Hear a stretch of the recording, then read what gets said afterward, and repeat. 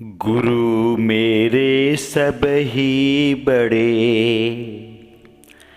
अपने अपने ठौर। शब्द विवेकी पारखी, सो माथे का मोर। गुरु गुरु में भेद है, गुरु गुरु में भाव। सोई गुरु नीत बंदिए, शब्द बतावे दाव। सोई गुरु नीत बंदिए, शब्द बतावे दाव। साईं अरूढ़ जी के पवित्र चरणों में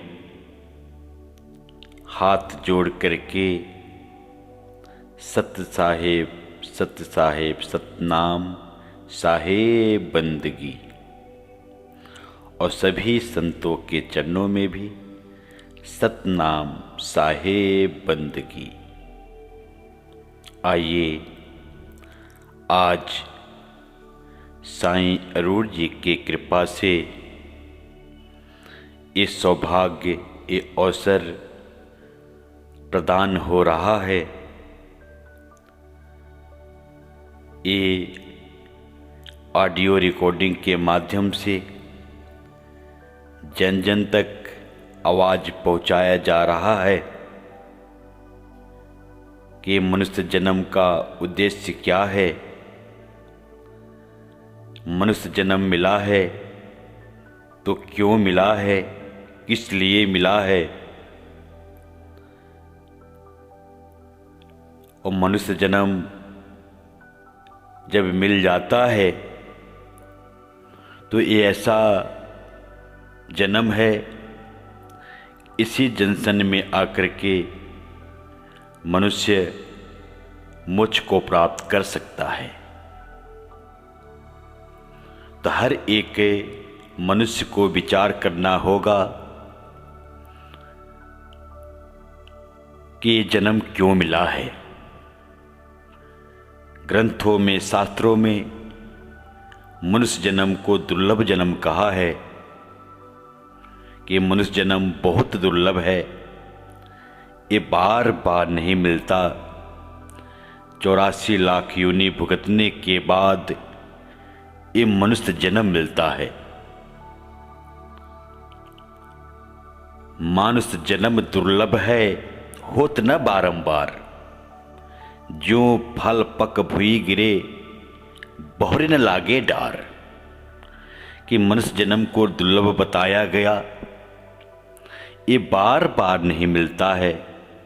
जैसे एक पेड़ के ऊपर फल होता है, वो फल टूट करके नीचे गिर जाता है, तो उस फल को हम दोबारा नहीं लगा सकते। ठीक इसी प्रकार ये मनुष्य जन्म मिला है, दोबारा नहीं मिलने वाला। 84 लाख योनि भुगतने के बाद ये मौका मिला है, यह अवसर मिला है। फिर कब मिलेगा पता नहीं। इसलिए इस जन्म में परमात्मा राम की अनुभूति कर लें, पार ब्रह्म की अनुभूति कर लें, और इस जीव का कल्याण कर लें। तो समय पर अवतारी पीर पैगंबर दुनिया में आए, संसार को आवाज दिया कि परमात्मा पार ब्रह्म को जान लो, आवागमन के चक्कर से निजात पालो। भई प्रापत मानुख दिवहरिया, गोविंद मिलन किए तरी बरिया। अवर काज तेरे किते न काम, मिल साध संगत भज केवल नाम। कि हे मनुष्य, ये जीवन जो मनुष्य का मिला है, गोविंद परमात्मा को जानने के लिए मिला है। जो और संसार का तू कार्य करता है वो कोई तेरे काम नहीं आने वाला, कोई काम नहीं आने वाला। संतों महात्माओं के संगत में आ जा, परमात्मा का नाम भज, परमात्मा की अनुभूति में रह, परमात्मा के एहसास में रह। लेकिन विडंबना ये है कि इंसान को संसार का जो रस है ये मीठा लगता है, ये मीठा लगता है। जो राम नाम है, परमात्मा का नाम है, जो परमात्मा पार ब्रह्म है, परमात्मा राम है, ये कड़वा लगता है। तभी तो कहा कि राम नाम कड़वा लागे, मीठा लागे दाम। दुविधा में दोनों गए, माया मिली न राम। कि जीव को राम नाम कड़वा लगता है और संसार जो है मीठा लगता है। तो मीठा लागे दाम, जो पैसा है, माया है, ये उसको मीठा लगता है और माया पैसा की तरफ ही इंसान भागता है, जीव भागता है और दुविधा में ही ये शरीर छोड़ देता है।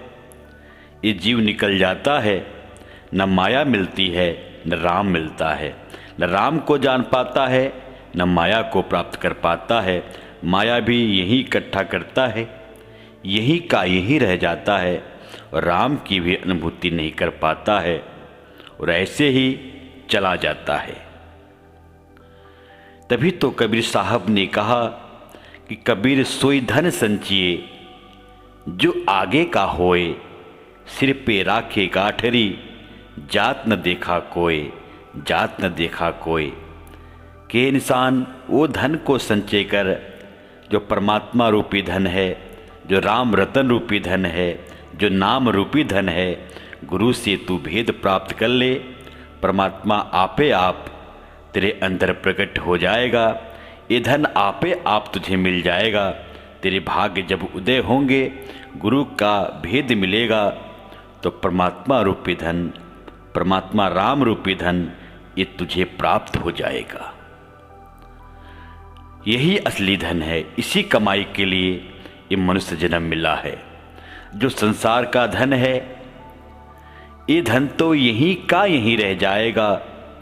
ये धन नहीं लेके कोई गया है, न कोई जाएगा।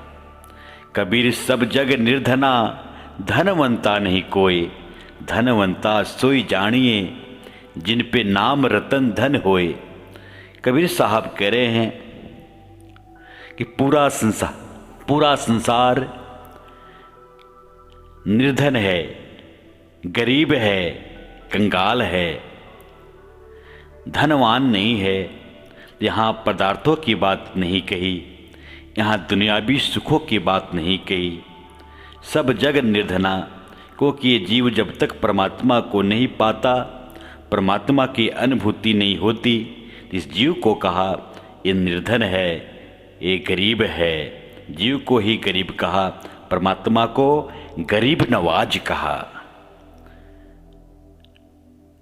तो कबीर सब जग निर्धना, जब तक परमात्मा को नहीं प्राप्त किया, परमात्मा की अनुभूति नहीं हुई, तब तक वो निर्धन है, तब तक वो गरीब है, तब तक वो कंगाल है।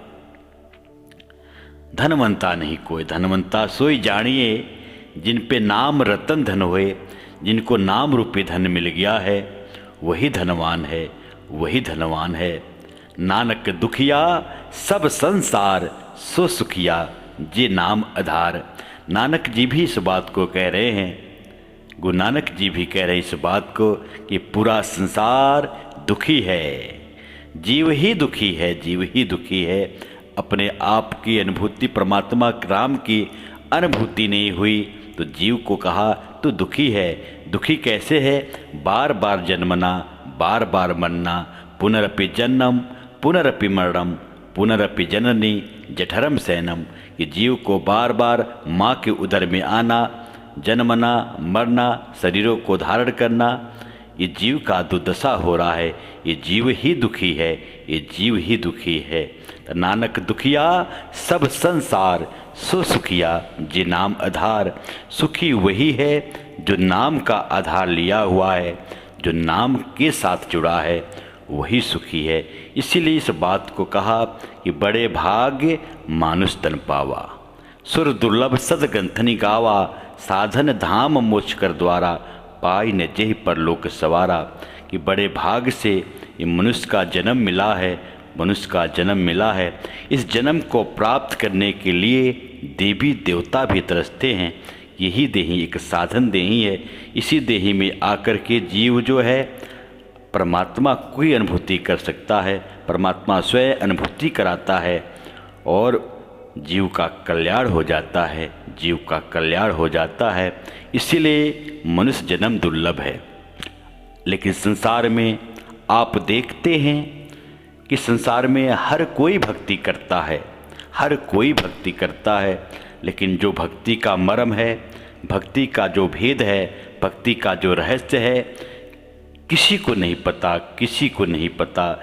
इसीलिए साईं अरुण जी ये भेद बता रहे हैं, भेदी गुरु हैं और भेद बता रहे हैं कि परमात्मा राम की अनुभूति जीते जी हो जाएगी, जीते जी हो जाएगी, जीते जी इस जीव का कल्याण हो जाएगा, कल्याण हो जाएगा।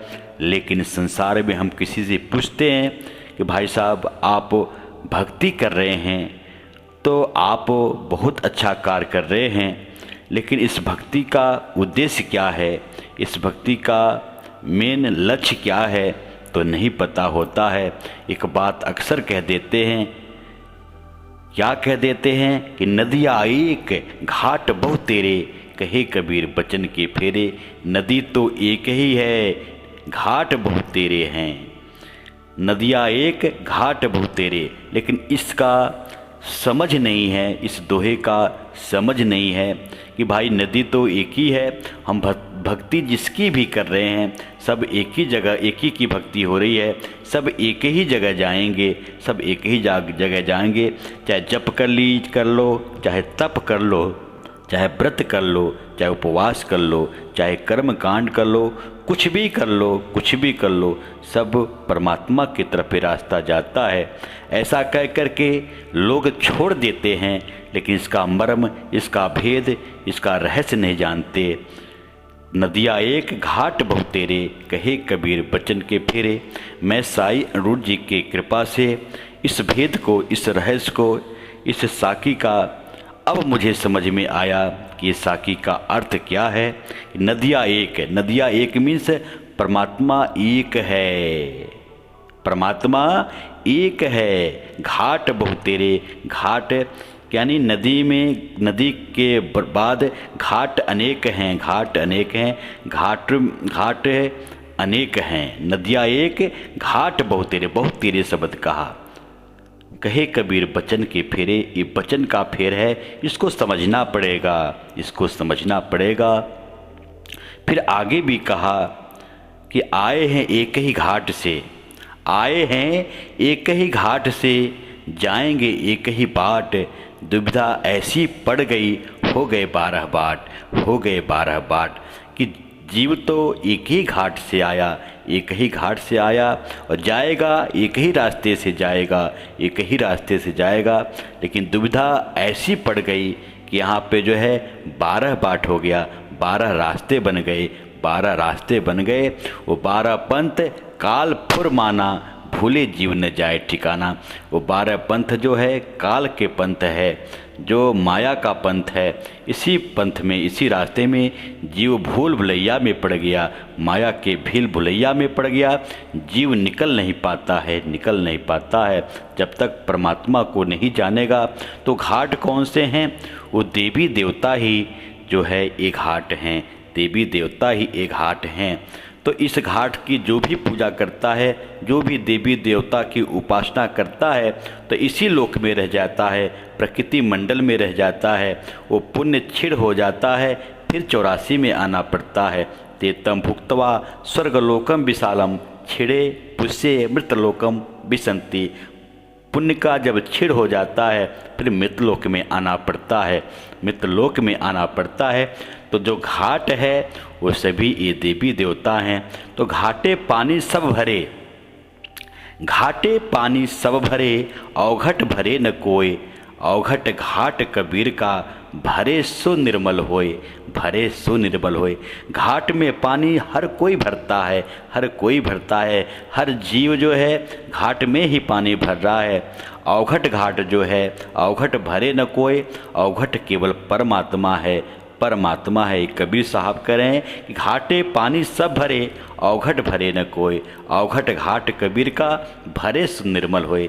जो अवघट घाट, जो परमात्मा रूपी घाट, अवघट घाट है, परमात्मा राम रूपी अवघट घाट है। इस घाट को जो जान लेगा, अवघट को जान लेगा, परमात्मा को जान लेगा, फिर जो है वो निर्मल हो जाएगा। उसकी जो जीवात्मा है वो शुद्ध चेतन शुद्ध हो जाएगी। जीवात्मा फिर आत्मज्ञान की अनुभूति हो जाएगा, फिर आत्म अवस्था में आ जाएगी। इसलिए कहा कि घाटे पानी सब भरे, अवघट भरे न कोई, अवघट घाट कबीर का, भरे सो निर्मल होए, भरे सो निर्मल होए। फिर आगे एक बात और कही कि घट में अवघट लहा, घट माही अवघट लहा, अवघट माही घाट, कहे कबीर परिचय भया, गुरु दिखाई बाट, गुरु दिखाई बाट। कि घट माही अवघट लहा, कि इस घट के अंदर इस जो जीवात्मा जीव है, ये आत्मा है, इसी के अंदर जो है अवघट यानी परमात्मा पार ब्रह्म अपनी अनुभूति करा दी। अवघट जो है परमात्मा इसी में ही अनुभूति करा दी। घट माही अवघट लहा, अवघट माही घाट, और अवघट में ही पूरा घाट है, परमात्मा के अंदर ही पूरा संसार है, परमात्मा में ही पूरा संसार है। तो अवघट माही घाट, जो मेरा ये घट है ये अवघट माही घाट है। आत्म में राम, राम माही आत्म, जिन्हें से गुरुमुख विचारे। आत्मा के अंदर राम विद्यमान है, इस परम पिता परमात्मा राम के अंदर ये आत्माएं विद्यमान है, ये आत्माएं विद्यमान है। जिन्हें से गुरुमुख विचारे, जो गुरुमुख होता है, जो गुरु से भेद प्राप्त कर लेता है, वही इस रमज को चिन्ह पाता है, वही पहचान पाता है। ये बात कही कि घट माही अवघट लहा, कि इस घट के अंदर ही अवघट को प्राप्त किया, परमात्मा को प्राप्त किया, परमात्मा ने मुझे प्राप्त किया। अवघट माही घाट, इस अवघट के अंदर, इस नदी के अंदर, नदियाँ एक घाट बहुतेरे, इसी में जो है इस नदी के अंदर ही एक घाट बने हुए हैं। तो कहे कबीर परिचय भया, कबीर साहब करें परिचय जब भया, जब गुरु दिखाई बाट, जब भेदी गुरु मिलता है और भेद बताता है, तभी ये बाट, ये रास्ता मिल पाता है। अन्यथा जीव भूल भुलैया में लगा हुआ है, जन्म जन्मांतर से भूल भुलैया में ही पड़ा हुआ है, भूल भुलैया से जीव निकल नहीं पा रहा है। आज जो है साईं अरूढ़ जी जो है इस भेद को बता रहे हैं, जन जन को ये भेद समझा रहे हैं। जिस जीव का भाग्य का उदय हो जाता है, वो जीव का कल्याण हो जाता है। तो कुछ भी नहीं करना, न जप करना, न तप करना, न व्रत करना, न उपवास करना, न कोई कर्म कांड करना, न कोई ध्यान करना, न कोई श्वासों की जाप करना, कुछ भी नहीं करना, कुछ भी नहीं करना। और साईं अरूढ़ जी इस बात को कहते हैं अपने वीडियो के माध्यम से, ना कोई मेरा धर्म है, ना मेरी कोई गुरु गद्दी है, ना कोई मेरी गुरु प्रणाली है, ना कोई मेरा पंथ है, ना कोई मेरा संप्रदाय है। परमात्मा जो है इन चीज़ों से परे होता है, इन चीज़ों से परे होता है, इन चीज़ों से परे होता है। तो परमात्मा को जानना ये मनुष्य जन्म का उद्देश्य है, और मनुष्य परमात्मा को जान सकता है क्योंकि चार काम ये पशु और पंछी भी कर रहे हैं। निद्रा, भोजन, भोग, भय, ये पशु पुरुष समान। ज्ञान अधिक एक नरन में, ज्ञान बिना पशु जान। निद्रा पशु भी सोते हैं, पंछियाँ भी सोती हैं, और इंसान भी सोता है। भोजन पशु पंछी भी करते हैं, इंसान भी करता है।